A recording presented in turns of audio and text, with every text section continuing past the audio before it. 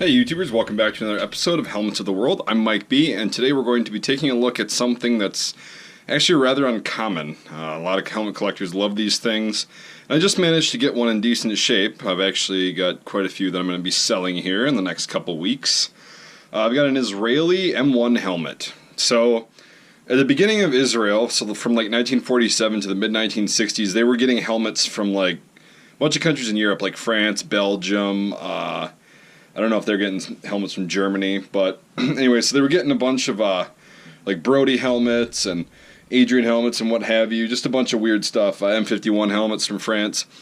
And so in the late 1960s, around like 1967, it's not really known exactly, but around there, they came out with a kind of a hybrid helmet for the Israeli Defense Forces.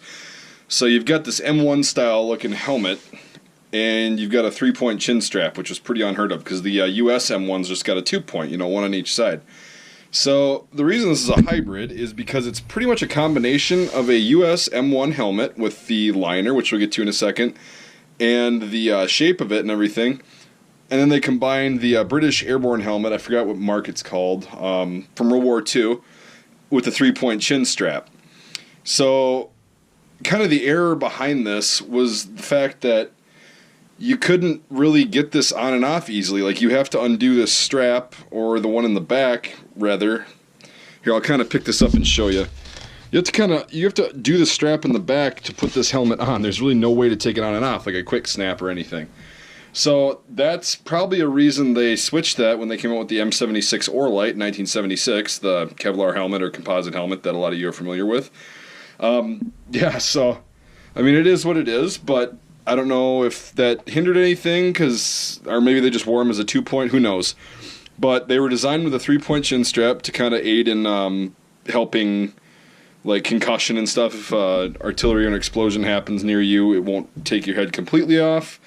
And, yeah, I guess they decided that this cup, like the World War II airborne cup on the US and British helmets, was a better idea than just a little thin canvas chin strap.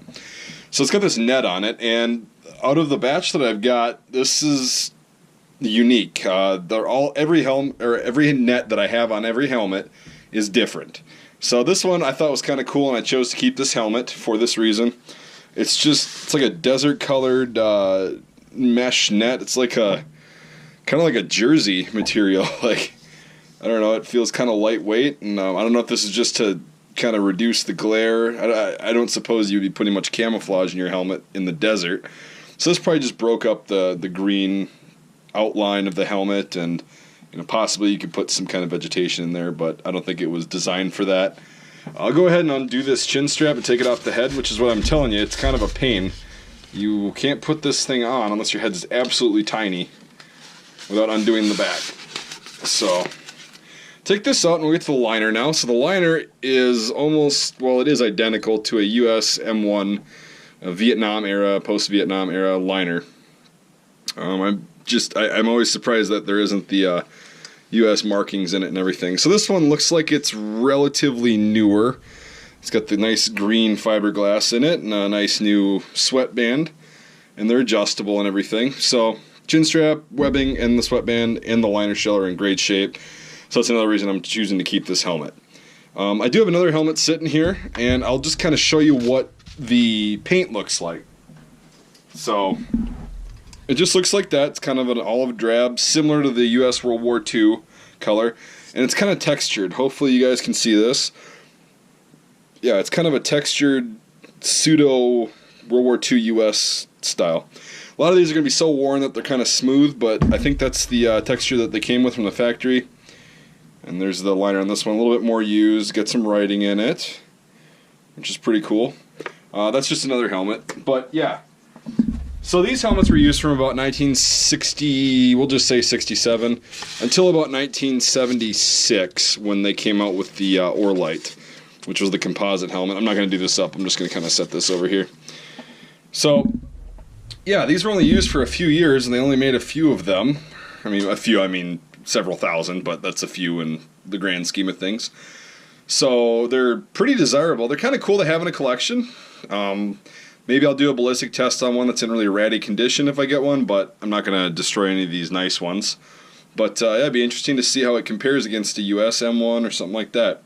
So yeah, if you want one, you can go to my website at www.mikesmilitary.com. This isn't really a sales pitch video, but I know you can't really get these anywhere else. So if you want to do that, and I still have them in stock at the time of you seeing this video, go ahead and check them out, order one. They're not cheap, but they're not cheap for me to buy either. But they're pretty cool, and I don't think they're going to be around much longer.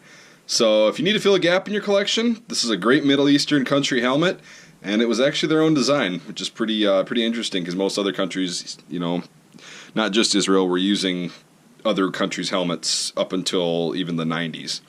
So, alright, well, if you're new to the channel and this is your first video that you've watched of mine, if you could give this video a thumbs up and subscribe to my channel for more awesome stuff like this, I'd really appreciate it.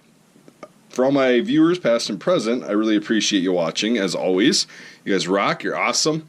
And yeah, so hope you guys enjoyed the video, and we will see you next time.